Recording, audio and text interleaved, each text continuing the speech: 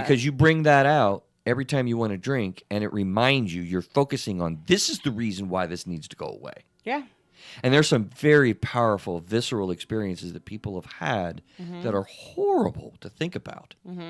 I don't want like gluttony for pain or masochism. Right.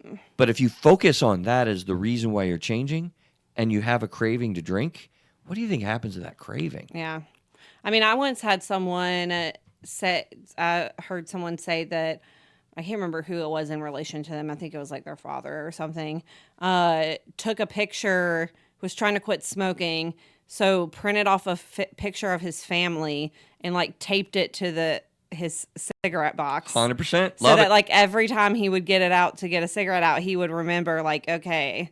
That's like, impressive. Was that a therapy activity you created? No, this was, I was in it was a high school classmate of mine. Oh, okay. It was part of this thing called Challenge Day. It's the whole, if you know what it is, you know what it is. But then they shared that, and I was like, wow, like that is. Victoria's like, I'm going to use that in therapy. Yeah, I don't know I'm going to be a therapist at this point, but I will use this at some point in the future. But yes, I mean, sometimes we have to, and some people are like, but I don't like, I don't want to remember that. I don't want to do that. Okay. And I'm like, I get that. But also like nights and things like that are going to continue to happen if you don't remind yourself why you need to change.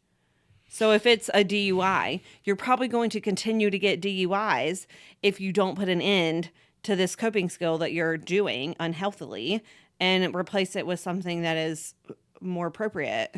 Can I give you another of the big four from Through a Therapist's Eyes, Re-Understanding Your Emotions and Becoming Your Best Self? Go for it. Okay? Because it follows up, seriously. Science-backed strengths to break habits. Okay?